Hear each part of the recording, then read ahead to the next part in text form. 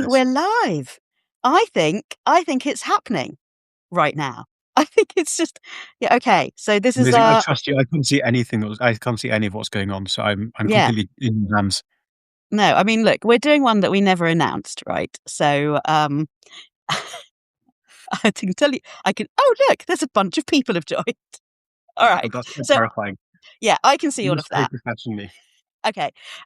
So we have been saying for ages that we would do this because we are both fans of the philosopher Walter Ong, who seems to us to be the person who knows most about why the modern world feels so crazy right now. And the thing that started us thinking we must do this today, James Marriott, is because we were talking about how incredibly Reformation it is that the leader of the English speaking world is having a row with the Pope. So, so, so, would you care to comment on what it is about that is reminding you of Walter Ong and the Reformation? Yeah, well, it's interesting because I always think the Reformation has been the weird plot hole in the Walter Ong thesis. One of the important ideas that you get from Walter Ong and you also get from Marshall McLuhan, you get from Neil Postman, is this idea that the written word is inherently more calming, more soothing, has this rationalizing effect on public discourse. And if we all read and communicate through books and newspapers, then everything is going to be better and we're all going to be much calmer. The sort of And this is very much your thesis. this is This is I your yes. I yeah. do This I adhere to this but with nuance. And I I think mean I love a bit of nuance. yeah, I mean I'm not always the best communicator of it, but I do my best. And I think it's always interested me in writing my book. This has been something that's sort of going round and round in my head, which is okay, literacy arrives. The world is not immediately transformed into a paradise of rationality. You get the Reformation, you get 100 years of religious war. And I think it's an interesting question for this whole worldview, in this whole philosophy of what communicating through writing does to grapple with. And like, how do we get our heads around that? Is the whole thing just bullshit? I don't think it is. And we were talking about this essay that Ong has in his book, The Presence of the Word, which I've read, which I think I last read like a year ago and you read today. So you're a slight advantage at me, over me here. Where I've he does cheated. I've cheated by rereading today. whereas I'm just lazy, so you can turn up and bullshit. But he does address this question of like, if the written word is more rational, how do you explain furious religious war in the 17th century? Right. So, what happened certainly as part of the Reformation was that Henry VIII, who was the King of England, ended up breaking with the Roman Catholic Church and creating Anglicanism, which still exists to this day. It's a very, very important world religion. And so this was obviously an enormous schism. And as you say, if we believe that writing makes us better able to think logically and take our emotions out of what we're talking about, then how do we account for the extremely bloody wars of Reformation? So I will tell you what I have in my book, and then we're going to talk about Walter Ong. But also, tell me what you think about what I have in my book. So what I have, so I wrote a book called Don't Burn Anyone at the Stake Today, where I talk about what happened after the invention of writing and after the invention of printing. And I suggest that these big changes in our information systems throw us into a period of crisis and chaos. And that is partly because it becomes much, much easier to find out who disagrees with us and what they disagree with us about, and that is incredibly destabilizing, and that it also makes us more able to violently disagree with people that the Reformation is an age of pamphlets, really, more than books, where people are just writing absolutely vitriolic, horrible things about each other. Um, so yes, for me, I look at, for example, Donald Trump having a row with the Pope, and I go, "Oh, this is exactly what I would expect to happen," because I mean, it's kind of like for my thesis, it's delightful Yeah, because it's amazing. Henry VIII is fighting the Pope all over again, right, and right, it's all just so similar. right, He just needs him to behead Melania, and then. I don't know, something That's a really light in joke. a historical paradox. And yes, and we're not calling for that. Uh, But if because we did, it would be good for your book and yeah, probably good for your book sales. yeah, well, yes, potentially. Um, I think what is so interesting to me. So, from my model of this, I would say that what is happening is Donald Trump as is a figure within the information crisis who is presenting himself as somebody in whom you can believe, who will guide you, lead you through it, make sense of it for you. And this is, of course, there's a new quasi religion developed on the internet of QAnon, which really does have these strong beliefs about how Donald Trump is the only moral figure in the universe. He is the one who's going to get rid of these terrible satanic rings that they believe have infested the deep state or the world of celebrities. And what's happening is his religion is coming into conflict with Catholicism, which is a previous religion. I mean, I don't want to say that nobody's Catholic. Obviously, there are many, many Catholics in the world. It's a very, very important world religion and has been for many centuries. But it seems to me completely fascinating for my thesis to say, oh yeah, so at the point that we started to have written books and pamphlets, then people began to engage with the Bible in their own language. This became possible. And at that point, people started to say, no, I've got my own unique understanding of the Bible. It's I have an individual thing. And this to me seems similar, just in structure, uh, to what's happening with e.g. QAnon, e.g. belief in Donald Trump. And I mean, what is incredibly wonderful for this thesis is that he has done this picture of himself as Jesus, where this is what one would have leveled at Henry VIII in uh, the 16th century. It was To an say, accusation that was leveled at Martin Luther, I think, by some of his Catholic opponents, that he was setting himself up as a new Messiah. So what I'm interested to probe you on is, do you think that basically these two information crises that we're living through, the information crisis um, brought about by the advent of printing and the spread of print, is that exactly analogous to the information crisis that we're living through now with the internet and Twitter? And I guess your thesis, one, or I'm going to slightly misstate it, but I guess there's an argument that these two information crises are similar things, and that when the world changes its information systems, you get this extraordinary period of social turmoil. We all rethink our moral values from the bottom up. Henry VIII fights the Pope, and the world goes through this kind of revolutionary period. I guess my thesis is more like the advent of print reorganized power in society. Print is a fundamentally more democratic medium, and it began to diffuse power away from people at the top of society down through society. It was fundamentally democratizing. Obviously, you can say something, I don't believe it, you could say something similar of social media. I guess the problem for my thesis is that I tend to argue that print is a fundamentally rational method of communication, and that one of the things that we got from the printing revolution was the kind of rational, reasoned, logical, thought out forms of communication that allow us to have a proper democracy where everyone can debate each other in print. So is your fundamental belief, you might not want I to mean, I mean, directly to my face, is that this kind of invalidates my slightly rose tinted view of print? Because I think I have an answer for you, but do you think, okay, yeah, no, I mean, I think that's what's going on? what we should maybe tell people who are listening, the reason that we know each other is because I saw you writing about Walter Ong probably 18 months ago and went, oh, okay. Thing is, Somebody, everybody's writing about Walter Ong nowadays. It's completely, yeah, if you just write about Walter Ong, you'd be like, oh, God, bloody another one going about Walter yeah, Ong. but it wasn't the case even 18 months ago. I'm going to tell now my story that I have told you before, which is that at the end of 2023, I was doing a Radio 4 program with the very brilliant Cambridge professor of politics, David Runciman. And as we were about to go on air, you sometimes talk about what it is that you might discuss. And I said to him, right, well, Hang on, is that Helen Runt? Is that, you actually have Helen Runciman hilarious. has joined We've the. summoned you.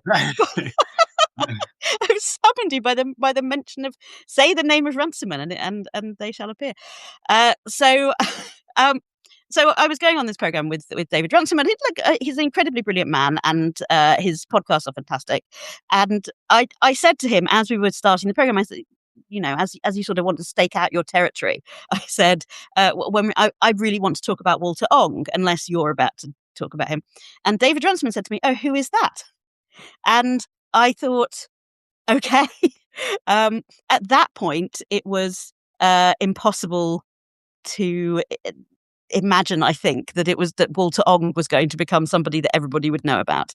And yet I think we are there. So, yes, you've just probed me about my thesis. And someone has told me that my question is almost as long as David Runciman's of past, present, future, which I think means we're really, we're getting it right. Listen, we both love Substack for the fact that there is serious intellectual chat here.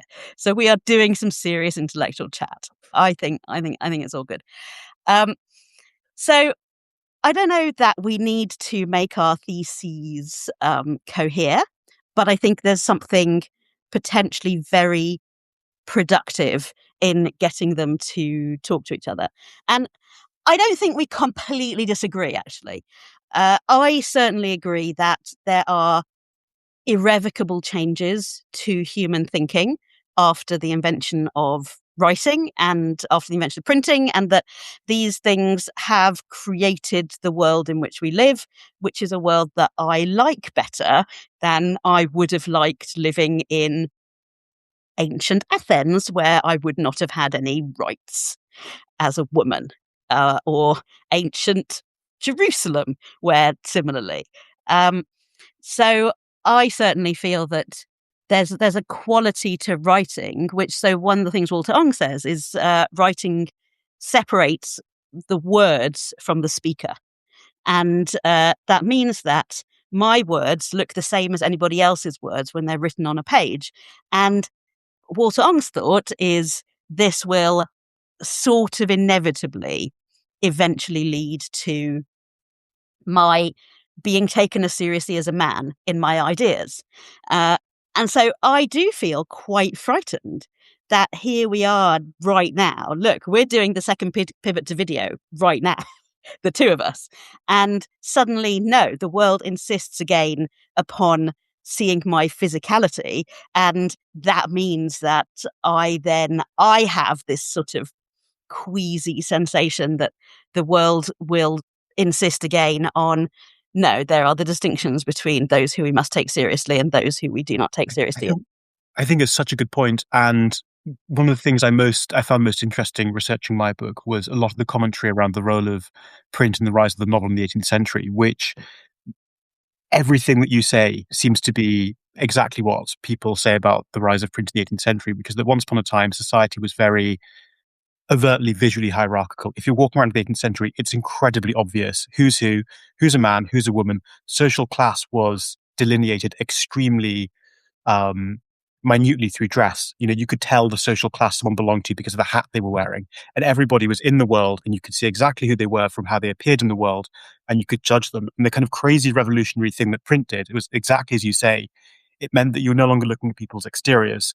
You were looking at the interiors of their minds. And Lynn Hunt, who's one of the great historians who writes about this, says basically everybody looks much more similar from the inside. This is the fundamental insight that you have from the spread of print and reading in the 18th century, is that, like, oh my God, this diverse world of people who look so different, and I'm judging them all in their exteriors.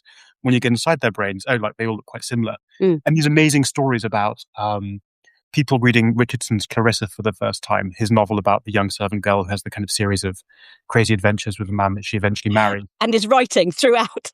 And exactly. Yes, exactly. Yeah. This an epistolary novel. He's always sending letters at completely implausible, mad times. But he's at the door right now. I know. I am currently fleeing. But I mean, the amazing thing about that novel, as Lynn Hunt says, is there are people who are reading this novel, which is like the incredibly long, essentially interior monologue of a young 18th century servant girl, who are like wealthy middle-aged men who would never have given. Like, how much thought would they ever have given to the interior life of the servant girl until they were presented with a novel that kind of abolished that sort of surface perception of difference, and then not seeing like a young woman who has all the marks of being their social inferior and who just looks like someone they shouldn't pay attention to. They're seeing her inner life, and that just looks much more similar to your own inner life and much more something you can get along with this. I mean, this was also crucial I must stop ranting, but to do with the importance of. I think we're here to do some ranting. I think that's why we're. I know. Well, okay, I'll rant a little. It's the same principle that was behind the idea that one of the important forces for the abolition of slavery at the end of the 18th century was the idea that a lot of abolitionists were encouraging freed slaves to write their memoirs, and that's such an important um, thing for a white audience because they're incredibly used to judging people by their skin color, and suddenly when you have the memoir of a slave, it's like, oh my, this person's mind is the same as my mind. Is I can't see the difference. Whereas if you were confronted with them in person, uh, you would just see their outward difference. And I think it's just fascinating. And that made the world more democratic. That made the world a more equal place. Right. Right. I mean, if I were to get really political for a moment, I would say the same is true of capitalism, where capitalism has a lot of problems, and yet it is also better than any previous system of distributing privileges and rights, in the sense that my money spends just as well as anybody else's. And that is not true if you're distributing your social privileges on the basis of whose child are you, or what do you look like, or what background do you come from, or who do you happen to be friends with. All of these things are much less equal than how much money do you have, even though how much money do you have is still not very equal. It's so we might say, I think I would say that the existence of money is dependent on the existence of writing. I know this from my research about ancient Sumeria. Essentially, I believe this is true anyway, that I'm not a professor of ancient Sumerian, although I do know one. Essentially, that writing develops first of all to record debt. And once you can record debt, then you can have money because you can exchange your debt notes, promissory notes, with somebody else. So I have wandered way off the track here. What were we talking about? This is pissed about the. Yes, I derailed us. I got into Samuel Richardson, but no, it's fine. We're talking about Walter Ong. We're talking about Donald Trump. We're talking about the Pope, and I want to read you a piece of Walter Ong. So this is from The Presence of the Word, which I have just read today in preparation for this conversation. I think the thing that you and I disagree about is not necessarily what happened in the past, where I think we both have read pretty much the same books, which is quite exciting for me. So we've both read Walter Ong, and we've read Neil Postman, and we've read Eric Havelock, and Elizabeth Eisenstein, and Marshall McLuhan, and we've all been quite impressed by we've both been quite impressed by their accounts of how writing changes us. I think we disagree about what's going to happen in the future, which I think neither of us can really know, right? We're sort of taking the temperature of the world and going, what do we think based on what's happened in the past is going to happen in the future? And also applying the measure of our own personalities. I fundamentally catastrophize about everything. Yes, it's true. Yes. I'm glad you're the one who said that. All right. So I'm going to read you a bit of the Great Ong. You ready? I'm always ready for him. The breakthrough to a new kind of orality, implemented chiefly by electronics, that is to say, what we're doing right now, has not restored the public polemic structures of the old oral world.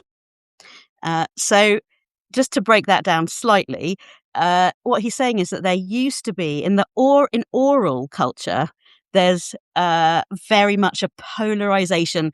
This is sin and this is good. This person is my enemy, this person is my friend. And that's because when you're holding everything in your memory, you can't hold as complex structures as you can in writing.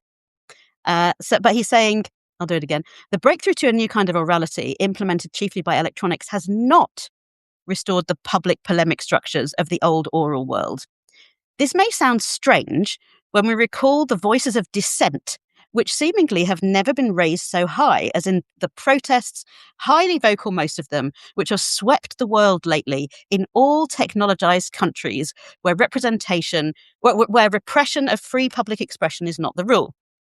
It may sound strange too, in view of the sense of immediate involvement, which the modern electronic oralism creates in ways reminiscent of primitive oralism. Newspapers do not create the sense of immediacy and simultaneity produced by radio and television.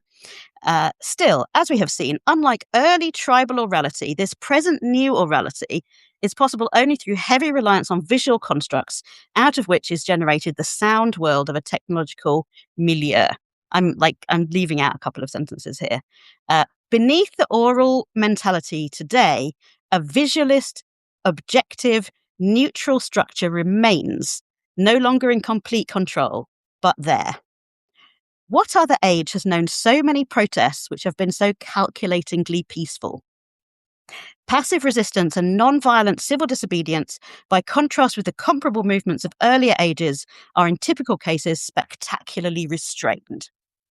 So, I think I want you to respond to that, because I feel like your view is no, we're going to hell in a Yeah. handbasket. And I feel like I agree with Walter Ong that actually we could do with being a bit more chill about what's happening, which is to say those structures actually mean that although some things might be frightening, some things are still okay. But maybe I'm too optimistic or I positive. think everybody is too optimistic relative to my own extreme pessimism. It's such an interesting passage. There's a similar passage actually in Orality and Literacy where he remarks upon the fact that, one of the kind of central pillars of Walter Ong's analysis of oral cultures is that they're much more, the word he uses is agonistic. When we're communicating face to face, that's just a much more heightened emotional mode of communication. And when we're communicating via print through books and newspapers, that just is rationalizing and cooling. It's the reason that we like shout and weep at each other and we scream at the television, but we don't really do that with books in the same way. And he remarks on this in Orality and Literacy as well, that TV, although it does seem to reintroduce these oral aspects of face-to-face communication, it doesn't recreate the kind of agonistic, confrontational style of communication that he says is very characteristic for oral cultures. And he kind of remarks upon this, and he sort of moves on and says, look, it's just that clearly TV is a separate thing, and you lay out those reasons there. It's an interesting feature of the Neil Postman book as well, actually. Neil Postman, who's so prophetic about television and screens and the way that they change the way we communicate, doesn't really get into the idea that television favors confrontation, which is, I think one of the ideas that we're all taking away from this now. And in a way, I just think that those two writers are exceptionally prophetic in so many ways. And I think perhaps they were just a little bit early. I still think that in the 80s when Postman was writing, and when did the On book come out? Is that 70s? Is that late 70s? I can't remember. I mean, look, he wrote about 25 books, didn't he? So, yeah. I think the world they were observing was still perhaps in hindsight more print-based than they understood, and was still governed by the conventions of print. So I always think about those old American television debates, or debates in the British Houses of Parliament up until 20 years ago. They seem unbelievably print-based to us. That people speak in long, complex sentences. They debate things properly. They use evidence. They use all these kinds of forms of discourse that we associate, and Walter Ong would associate with print. I think in a way that's because that as a cult is still governed to a very large degree by print. People know that their words are going to be reported in newspapers. When you're speaking in Parliament, you're half speaking for the people around you. You're half speaking for all the people who are going to read you in newspapers. And I just think they were onto something, but they didn't see how much more oral our culture would look, 30 years later, when screens are just more and more saturating our lives, and much, much more of our communication takes place face to face like this, rather than through the kind of distancing medium of print. And I guess, so I do think that online video does create more agonistic kinds of communication. When you look at debates on YouTube, there's this crazy YouTube web series called Surrounded. Oh God, I've seen tiny clips of it and gone, I don't want anything to do with that. It's oral culture all over again. Walter Ong talks about how there was this phenomenon of flighting where you'd go to a feast in Anglo-Saxon England and people would just ritually insult each other. You get two poets and they'd be like, you terrible bastard, you mother, blah, blah, blah. And they just do that backwards and forwards. And everyone thought this was fantastic and they loved it. And that was a real kind of feature of oral culture, which is very confrontational, agonistic, as Walter Ong says. Surrounded is just flighting. It's just like people screaming at each other in a circle. And you get 5 seconds to scream in someone's face and then you get kicked out and you it's just like ritualized verbal insult, which is such a feature of oral cultures um, all around the world. And this is returning. And I do think that I think Walter Ong was pretty old when he died. If we'd managed to extend his life somehow, managed to keep him hanging on, he'd have been like, oh yeah, of course, this looks much more like the oral world than I even imagined. And yeah, I was even more right than I thought. That's my piece. But all right. So I mean, I think it is interesting because we come at it with basically the same evidence, and I very rarely disagree wholeheartedly with whatever it is that you're saying. I just sort of put a different spin on it. So what I think is sort of super interesting about the moment that we're in today is that, yes, Donald Trump, like Martin Luther or Henry VIII, is setting himself up as some kind of Jesus-y type figure. And yet the Pope is not rallying the armies of Europe to go and invade and depose him. So, Yes. right. I mean, are you honestly going to tell me that you think that's going to happen? I don't. I do think the world looks more violent. I mean, I guess. Yeah, but you just wrote a very brilliant piece in the Times saying that Shit, if I we're. completed myself. Yeah, I'm sorry, but I am going to point it out to you because I think it was a very brilliant point.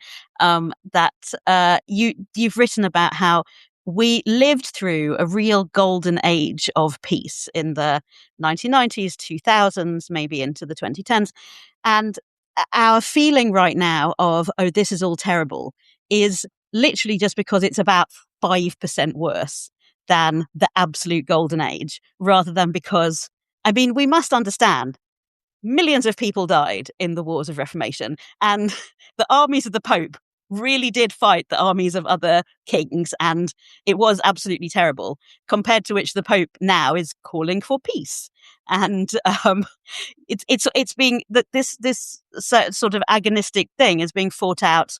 I mean, there is a real war in Iran, obviously, but in terms of between the Pope and Donald Trump, this war is being fought out via memes and not via rallying the armies of the faithful. So I'm going to say to you that this is the error that you've pointed out, which is it's got a little bit worse, but it hasn't got anywhere near where we used to be. Yeah, I mean that's self-evidently true to me. And I guess if I do think things are getting a bit worse, I think part of that probably is to do with the rise of screens and smartphones. I think almost incontrovertibly damaged democracy, and I think the evidence of that seems so clear to me. I think if we're not yet in the kind of wars of religion, I guess that's because we have to remind ourselves not to be technologically determinist. And there were many factors that fueled the wars of religion, and there are many factors that make societies violent. Foremost among them being societies with young populations, and especially young male populations, are like way more violent than other societies. We live in the oldest society, pretty much, in the history of the world, and people are just when you have like young men, that is always a recipe for revolution. That's always a recipe for war. We just have very, very few young men in our society, and so many of them are like me, and not really going to be much use in a revolution. And something that I feel I never hear spoken about, but which is true, is women don't die in childbirth as much. So there are more women and more potential for people to have long-lasting relationships, and fewer men who are going, well, there are just no women for me Yeah, well, to. one of the best cures for male violence, according to history, is marriage.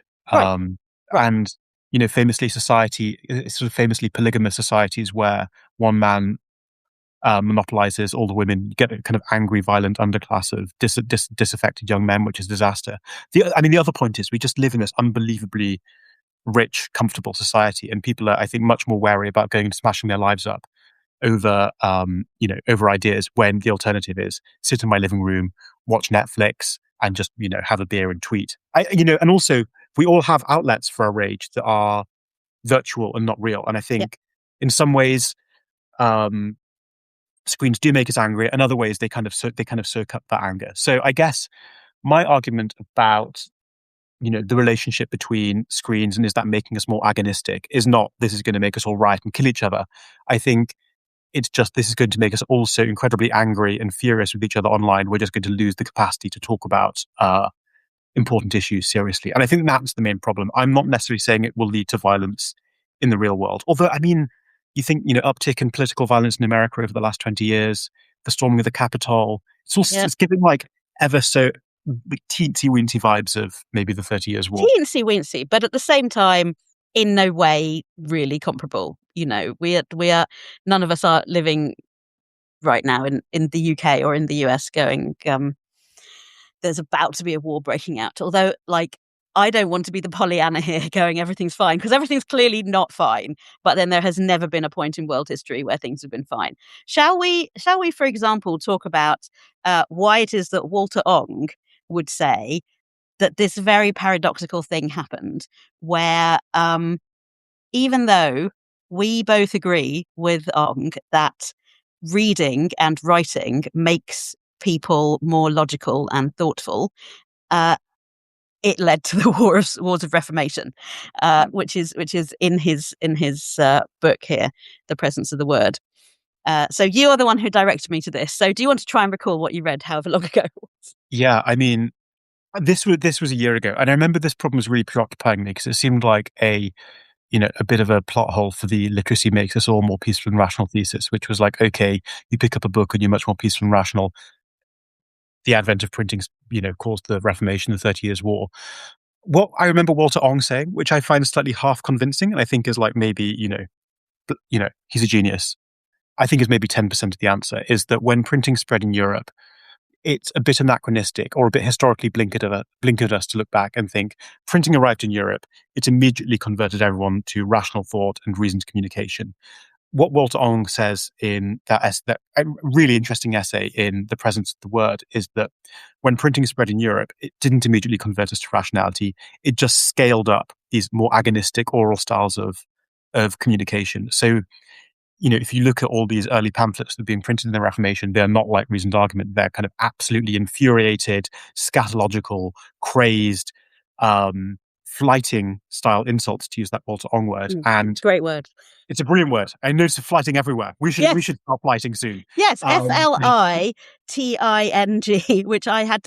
The way you can tell that you're reading a good book at this stage in life is when you have to look up words in it. Yes, even though but then you see it everywhere, and you're like, flighting. That's flight. Anyway, and so I kind of find this partially convincing. The idea that it's just blinkered of us to say when print arrives, that immediately introduces everyone to the kind of ways of thinking associated with print. And what it initially did was people were still communicating in the more agonistic, combative discourse style associated with oral cultures, but it was just suddenly spread everywhere by printing. I have to say this argument sounds to me a little bit like special pleading, and I think there are better ways of explaining away this plot hole in the thesis. Yeah, go on. I do think it's partly reasonable, and I think he's just so attentive to the way we communicate and to the changing styles of discourse, and I think we have to accept that he just has his eye very closely on this stuff. And and he's a genius of this, and he doesn't have to be a genius of what were the politics of land in the pre-Reformation years, which obviously have something to do with it. So I would say, I think he is right that we don't abandon previous methods and ways of thinking just because something new comes along.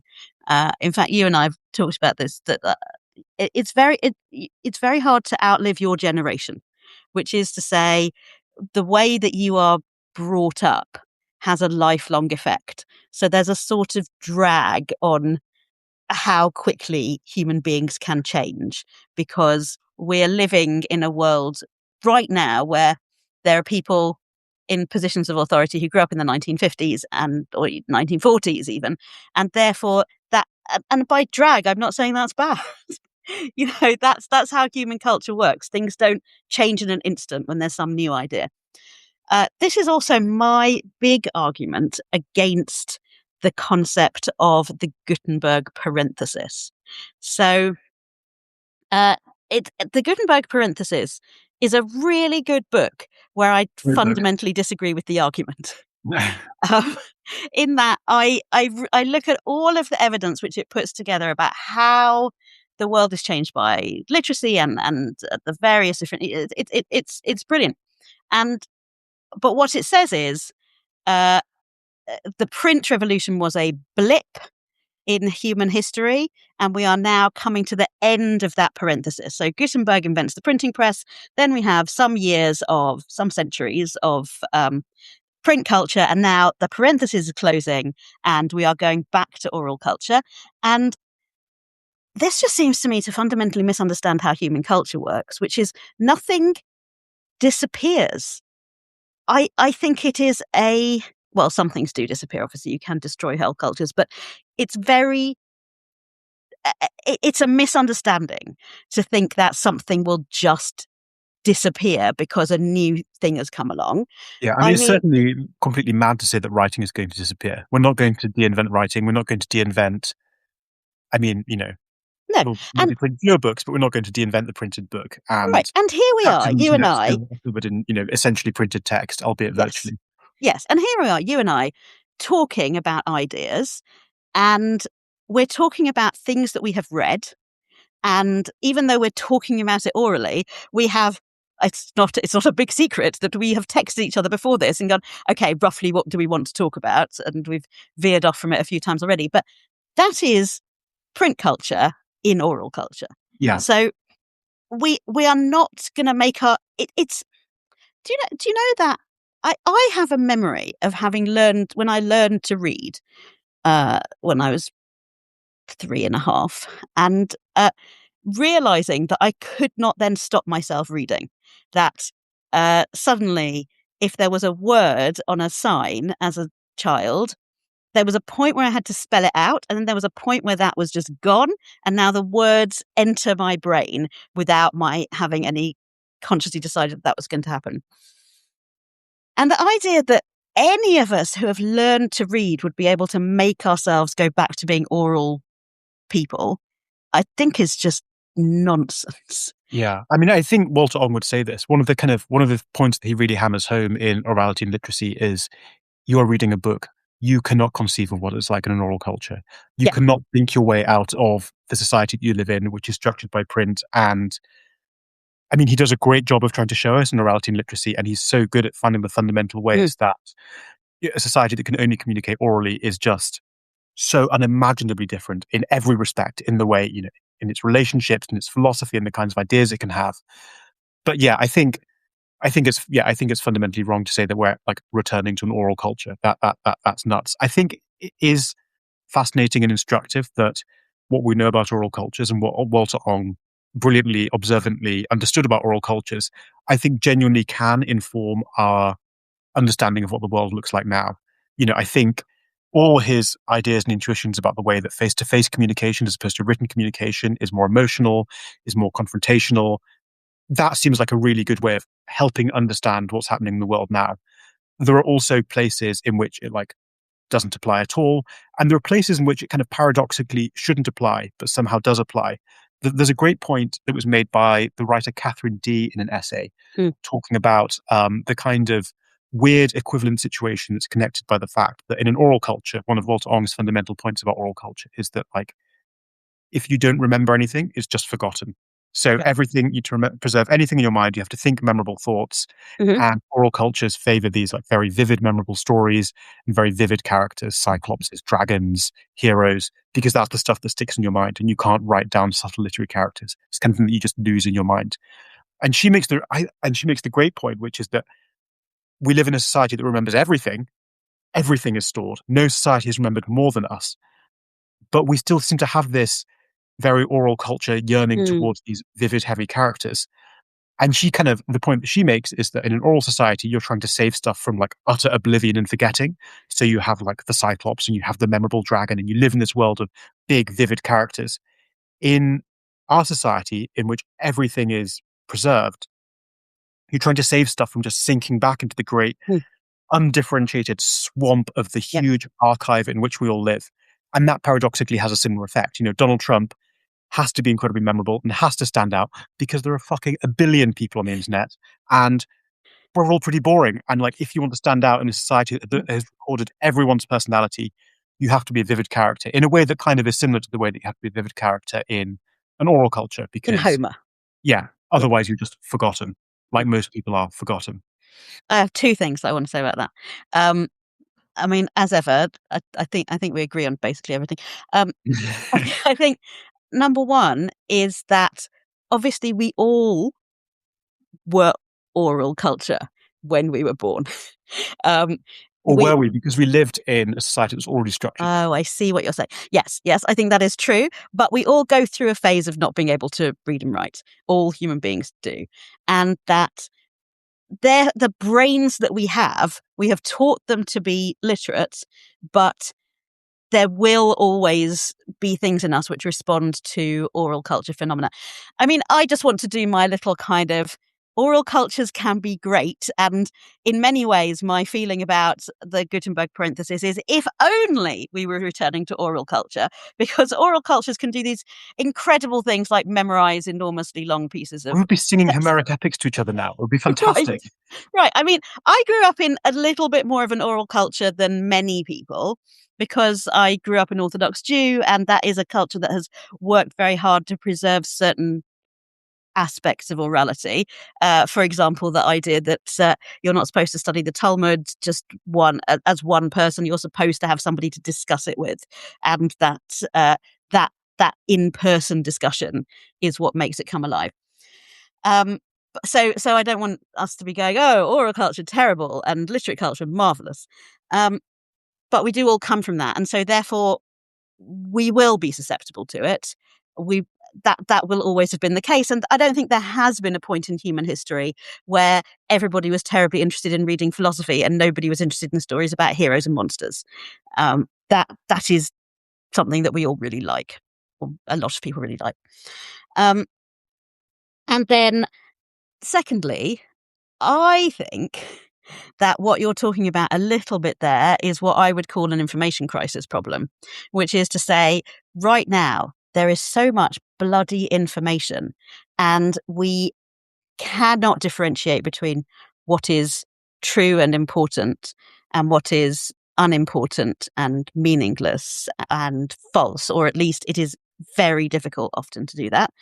And this makes us grab onto things that float past that gives us strong feelings. And I have maybe misplaced optimism that, as in previous information crises, we will eventually develop the systems which will be laws and technologies of information and social norms that will help us to navigate that and be able to tell what is useful to hold on to and what is not, and not just whatever somebody has just said that is very frightening on the internet. Yeah, and to be honest, I think I find that argument plausible. I ultimately lean away from it, but I think we just don't know. And I think, there's certainly an argument that the early years of print looked like total chaos. There was all kinds of conspiracy theories spreading. This was the age of Nostradamus. This was the age of mad prophecies. This was the age of alchemy. And all this stuff was disseminated through print. And eventually people just got sick of lies, and we developed institutions and social norms that would help us seek the truth. And truth became a very valuable thing because there's just so much bullshit. Right. I And think that systems of power always want truth. Even if they want to disseminate lies, they want, as nexuses of power, they want to know what is real in order to be able to distribute their resources effectively. There is just a value to truth, even if there's also a value to concealing it from some people. Now I sound like a conspiracy theorist.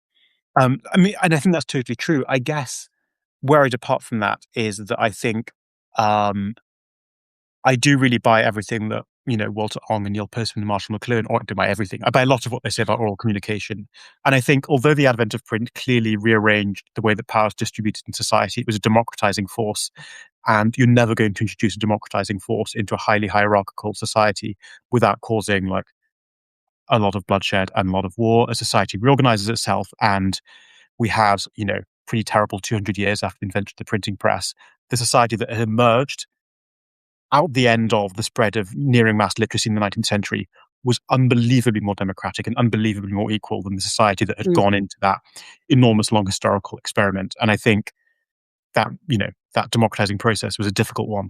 I do also think that, as we were saying earlier, print contains that fundamentally democratic bias in it. I think it's a fundamentally democratic medium.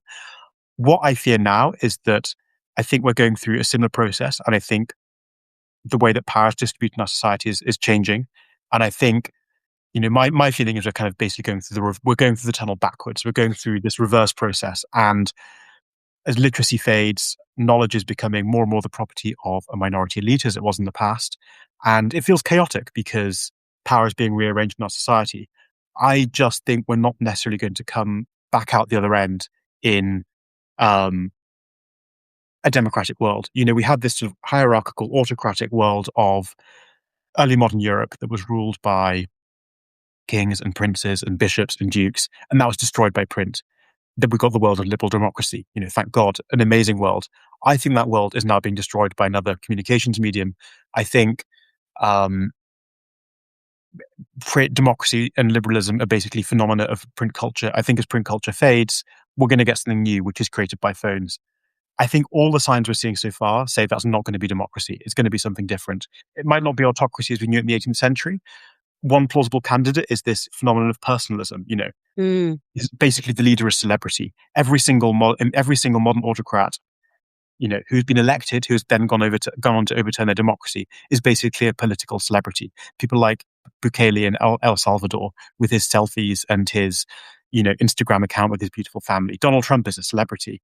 And I think that might be what we're moving towards. I don't think we're going to come out the other side of this process democratic. I think it will feel crazy the way it felt crazy in the 17th century, but maybe not as crazy.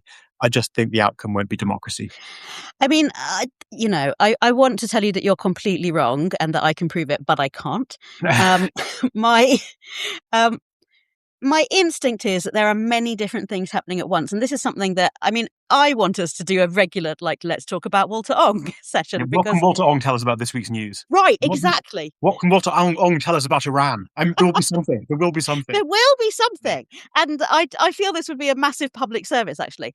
But so, yes, I cannot tell you that you are completely wrong about anything that you say there. I would say that something that I have learned from the great Ong, I'm going to cough, is that there are always paradoxical signs. So at the same time that it is easier to find out things that are false, it's also easy to find a brilliant Wikipedia article and follow it down a rabbit hole and really learn something new. You're going to have to take over because I'm about to have a coughing fit. I should try to work out how to mute myself, for God's sake. Yeah, give me a question. Give me a question to answer. All right. So look, somebody has just said, "What are our thoughts on the result in Hungary?" Oh God. What would Walter Ong tell us? My God, what would Walter Ong say about Hungary? I would be being completely spurious if I pretended to have any reasonable opinion on the Hungarian election. What were you saying? This is better, by the way, than the time this happened to me when I was presenting live on Radio 4. And I just had to hold my cough in until there were tears coming out of my face. It feels like one of those sort of things that as a child you'd believe would give you some horrendous, brain disaster. Right, brain exploding. Yes. Something awful will happen. So right, we were talking about, is this the end of democracy? This Yes. seems like a really important question at this moment. Let's just say the signs from Hungary are no. The signs from Hungary is that people, as we know from the development of the Enlightenment, get absolutely sick and tired of being lied to. And there is, I think, a fundamental human value of being interested in the truth. And maybe not every human has it, or we don't all have it to the same extent. And maybe we also all have a capacity for self-deception, and there are things that can make us more prone to self-deception, but that actually the more somebody in power is lying, the more interest people have in something that will tell them what is true. So this is where the signs are always paradoxical.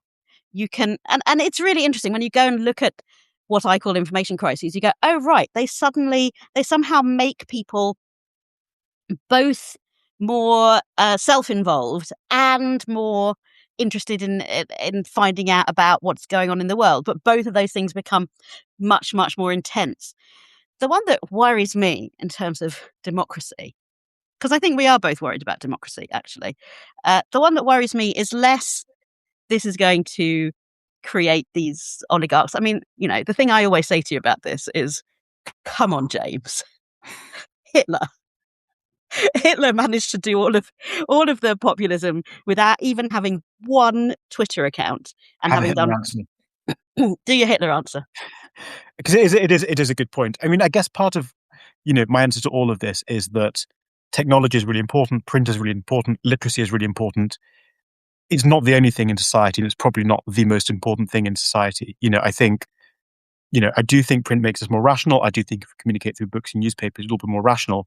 I think if a society undergoes a profound trauma, like Germany did in the aftermath of the First World War, a profound economic, social, and cultural trauma, everybody reading newspapers is not going to save you. Like that's, I think economics. And in fact, can make it worse, actually. Yeah, and I think economics is fundamentally more important than print. I think people's behavior is more affected by getting poorer than it is by whether they're reading a newspaper or not. I think the other point is that, and this was kind of the example of Hitler was part of what informed some of the ideas of Marshall McLuhan, which is that Hitler arrived in an age of radio and the cinema. And these were technologies that in like a kind of initial way were reintroducing the characteristics of like an oral society. McLuhan said that an oral as we adopted these kind of face-to-face modes of communication through television and cinema and radio, we would end up not with democratic leaders but with tribal chieftains. And Hitler was a kind of in that model was a kind of tribal chieftain, and the kind of power Hitler achieved, I think, was impossible without cinema. I just think you don't get that kind of totalitarian leader with a cult of the leader in the same way before television and radio. My other Hitler point. Can I say my other Hitler point? Please. I'm glad that you have multiple Hitler points. Was because this is again another plot hole in my thesis. So I thought about it a lot.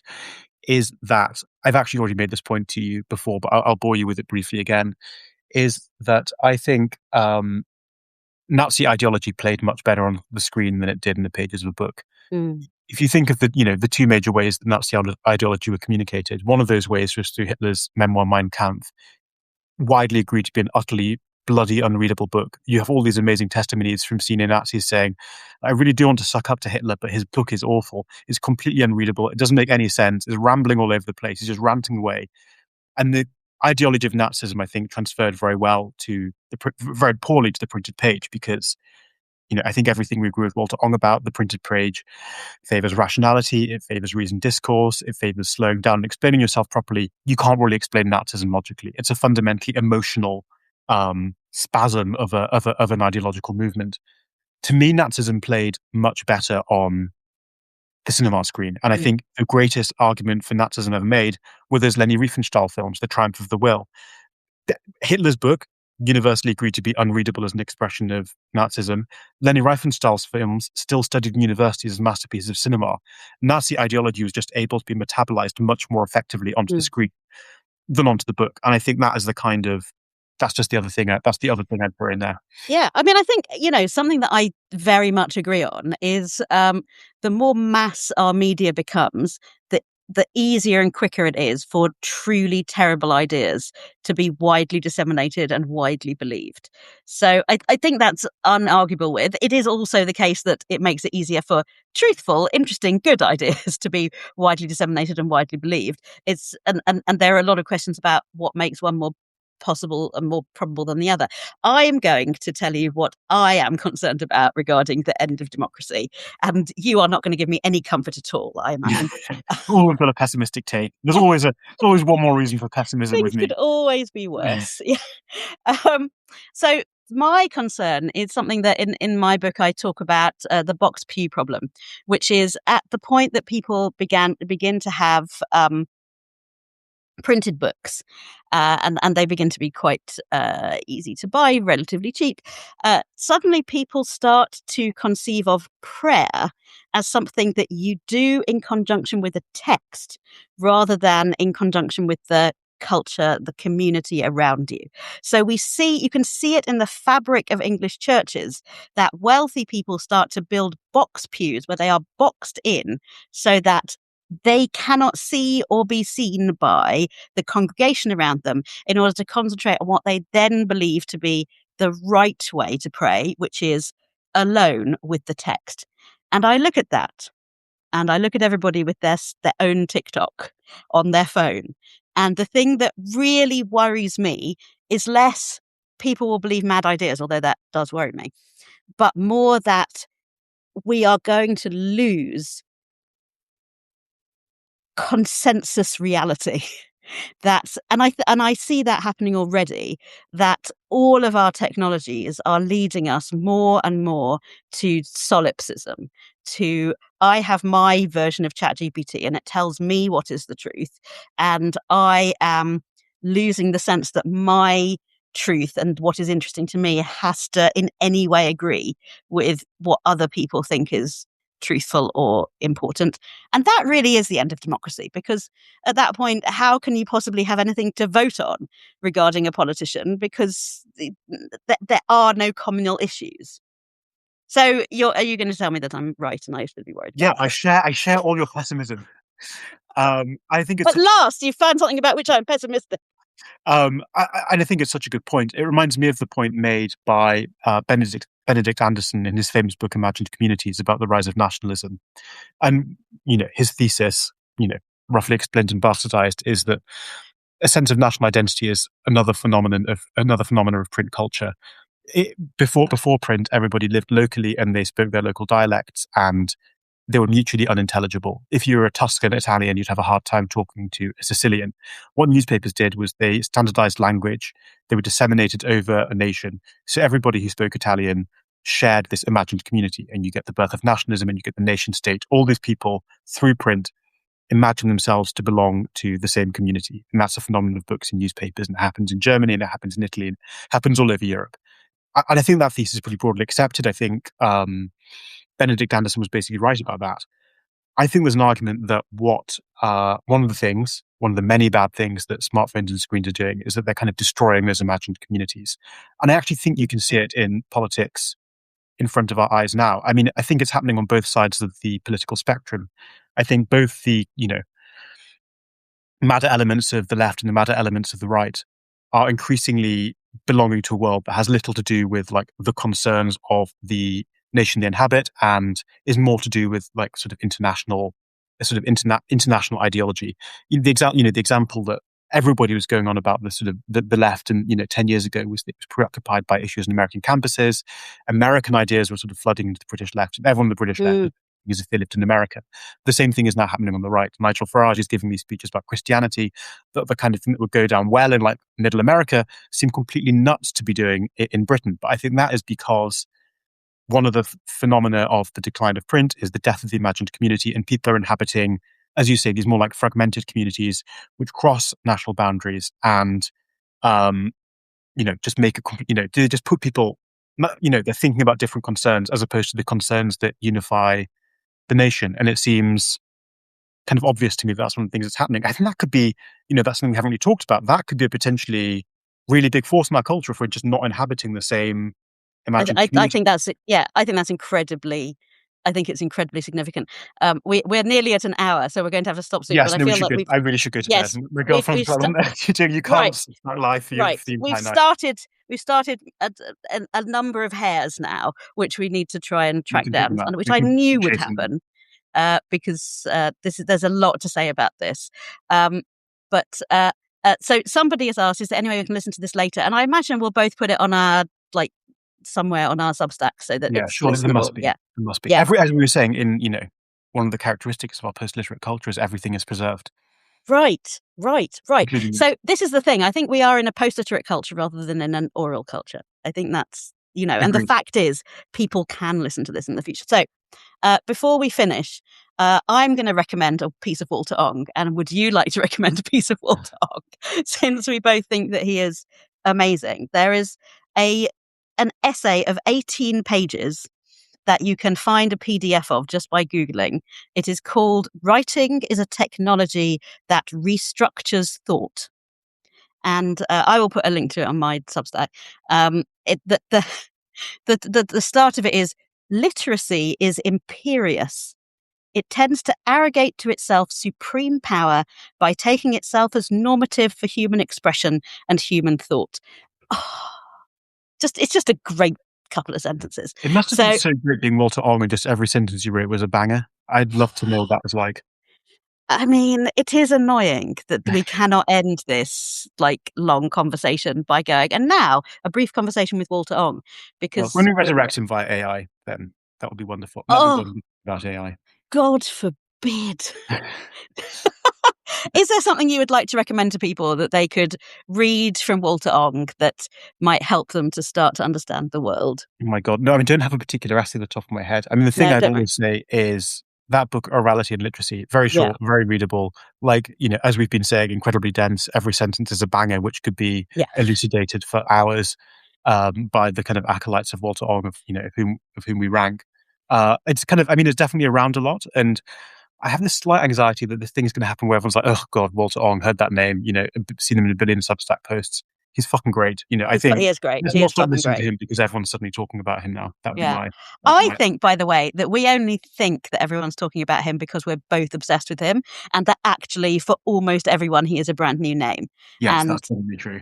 All the yes, more reason to read Walter Ong, and you can be the person who's the first yes, person to mention Walter Ong to your friendship yes, group. Either yes, you. endearing yourself to them forever or being permanently exiled. Because going on constantly about Walter Ong isn't inevitably like an amazing social attribute. And he can, as we say, explain basically everything that's happening in the world right now. So we'll certainly come back to him. All right, this has been brilliant. Thank you so Lovely to much. see you. Catch Lovely you to later. see you. Bye. Bye.